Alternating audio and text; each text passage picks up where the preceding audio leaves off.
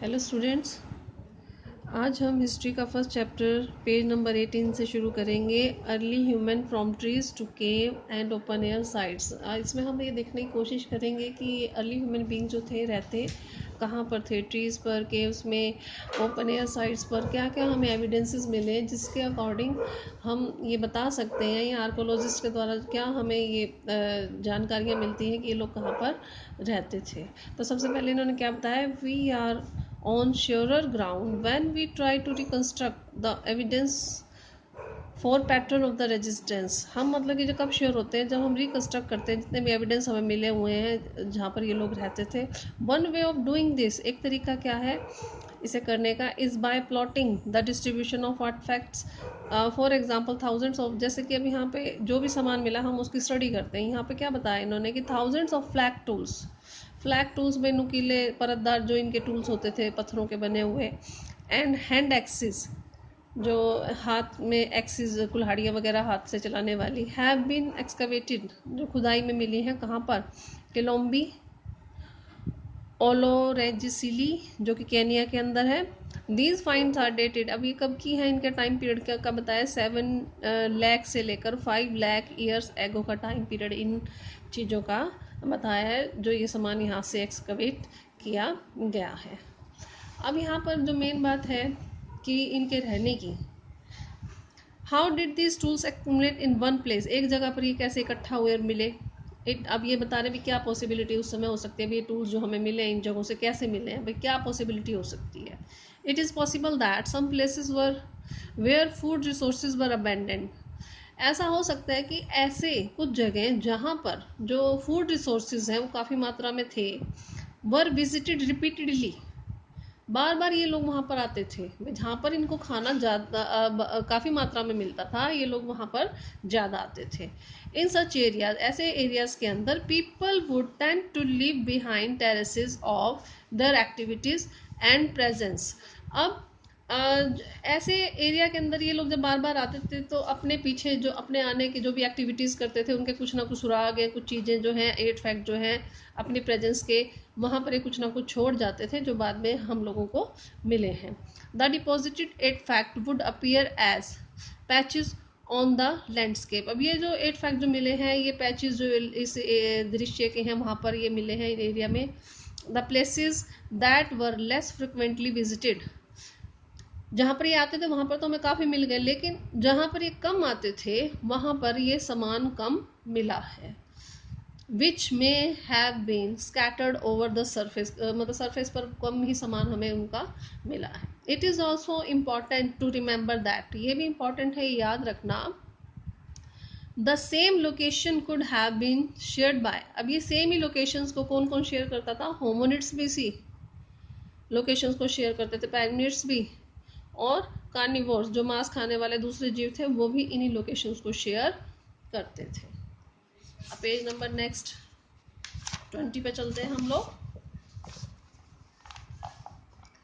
Between 4 lakh and 1,25,000 years ago, ये time period दिया है इतने साल पहले, caves and open air sites begin to be used, मतलब गुफाओं का इस्तेमाल करने लग गए थे लोग रहने के लिए, या ओपन साइट्स का इस्तेमाल करने लग पड़े थे। अब हमें कैसे पता चलता है, कह रहे evidence for this comes from the sites. अब ये जो एविडेंस हमें मिले हैं यूरोप की कुछ साइट्स पे, इन द लाजारेट केव्स जो कि साउथ फ्रांस के अंदर है, यहाँ पर 12 by 4 metre shelter was built against the cave wall, एक शेल्टर बनाया गया था जैसे केव की दीवार के साथ एक रहने के लिए जो शेल्टर है वो बनाया गया था।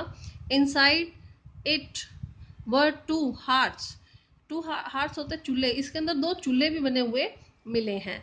And evidence of different food sources, और दूसरे जो अलग अलग प्रकार के जो फूड सोर्सेज हैं उसके भी यहाँ पर जो है एविडेंस जो है वो मिले हैं, जैसे फ्रूट्स के, वेजिटेबल्स के, सीड्स के, नट्स के, बर्ड एग्स के, और फ्रेश वाटर फिश के, ये सब एविडेंसेस यहाँ पर इस केव के अंदर मिले हैं। एट अनदर साइट, एक दूसरी साइट है टेरा अमाटा जो कि साउदर्न फ्रांस की कोस्ट पर है। फ्लिम्सी शेल्टर होता है मतलब नाजुक से घर, कच्चे पक्के से शेल्टर जो थे इनके घास फूस से बने हुए। विद रूफ ऑफ वुड, जिसकी जो छत थी वो किससे बनी हुई थी, लकड़ी से और घास से बनी हुई थी। Were built for short term seasonal visit, भाई जैसे शॉर्ट टर्म विजिट के लिए अगर इन्होंने आना है सीजन के अंदर थोड़े समय के लिए आना, तो इस तरह की झोपड़ियाँ टाइप से ये लोग बनाकर रहते थे। तो ये 2-3 एविडेंसेस जो यहाँ पर डिस्कस किए गए, तो उनसे हमें पता चलता है कि ये एविडेंसेस मिले तो ये लोग इस प्रकार से रहते थे। अब नेक्स्ट पैराग्राफ के अंदर, पीसीज ऑफ बेक्ड क्ले, पकी हुई मिट्टी के जो टुकड़े मिले हैं। ब्रंट बोन, जली हुई हड्डियों के टुकड़े जो मिले हैं। अलॉन्ग विद स्टोन टूल्स, जहाँ पर स्टोन टूल्स भी मिले हैं, जिनका समय पीरियड क्या बता रहा है, 1.4 एंड 1 मिलियन ईयर एगो का टाइम पीरियड इनका बताया इन्होंने। Have been found at Chesowanja, Kenya, Swartkrans, South Africa, इन जगहों पर ये चीज़ें जो हैं मिली हुई हैं। मतलब कि आग से पकी हुई चीज़ें, जैसे बेक क्ले हो गया, जली हुई हड्डियाँ, स्टोन टूल्स, ये सब चीज़ें इन एरियाज़ में मिली हैं। अब अब ये क्वेश्चन यहाँ पे कर रहे हैं कि क्या ये जो है, were these the result of natural Bush fire and volcanic eruption, भाई जैसे झाड़ियों में आग लग गई थी उसका नतीजा भी मिट्टी पक गई हो, या ये हड्डियाँ जल गई हों, या वोल्केनिक इरप्शन हुआ है यहाँ पर जिसका नतीजा ये निकला है। और were they produce through the deliberate controlled use of fire, क्या उन्होंने, या फिर क्या उन्होंने भाई अपनी इच्छा से एक कंट्रोल्ड आग का यूज करके इन सब चीज़ों को ऐसे किया था, पकाया था। We do not really know, हमें असल में इस बात का नहीं पता है। भैया इन्होंने जो मिट्टी को जो पकाया है, या हड्डियाँ जो जली हुई मिली हैं, ये इन्होंने कंट्रोल फायर से किया है, या बुश फायर से हुआ है, या वोल्केनिक इरप्शन से हुआ है। नेक्स्ट है आपका hearths on the other hand, दूसरी तरफ ये जो चूल्हे मिले हैं। अब चूल्हे मिले तो नेचुरली पता है कि इनको हम कहीं चूल्हा मिलता है तो हमें पता है यहाँ जिसने भी यूज़ किया है इसको, उसे आग का फायर को कंट्रोल करके जलाना आता है। ठीक है, तो अब यही बात यहाँ पर बता रहे हैं कि दूसरी तरफ जो ये हाथ मिले हैं, the indication of the control use of fire, ये हमें क्या बताते हैं, किस तरफ इंडिकेट करते हैं कि यहाँ पर कंट्रोल यूज किया गया था फायर का। दिस हैड सेवरल एडवांटेजेस, अब यहाँ पे आपका क्वेश्चन भी बन जाता है कि ये आग का इस्तेमाल करते थे तो किस किस के लिए करते थे। अभी तक तो हमने इनका रहने का यहाँ ऊपर जगह देखी, कहाँ कहाँ पर हमें इनके शेल्टर मिले हैं। ठीक है, अब आग का इस्तेमाल हमें यहाँ पे पता लग गया है कि ये यहाँ चूल्हे मिले, तो दैट मीन्स ये कंट्रोल्ड फायर का इस्तेमाल करते थे। अब इनको बेनिफिट्स क्या थे फायर को यूज करने के, अब ये इस पैराग्राफ के अंदर हम यही चीज स्टडी करेंगे। बहुत ईजी सा टॉपिक है, ज़्यादा मुश्किल नहीं है। Fire provide warmth and light inside the cave, natural सी बात है, इनको गर्म रखती थी और लाइट केव के अंदर प्रोवाइड करती थी। आग आग से रोशनी हो जाती थी केव के अंदर। And could be use for cooking, second most important काम क्या था, कुकिंग के लिए इस्तेमाल करते थे। Beside fire was use to harden wood, और इसके अलावा तीसरा काम क्या करते थे, लकड़ी को मजबूत हार्ड बनाते थे, मजबूत बनाते थे।